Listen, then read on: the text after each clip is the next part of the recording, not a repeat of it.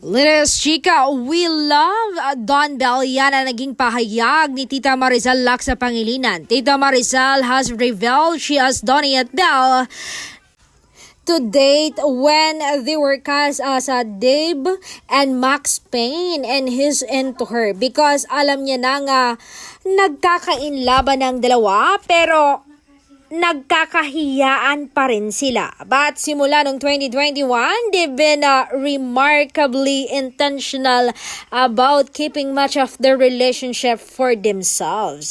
Their relationship as something they are incredibly protective of and want to keep as a secret as possible.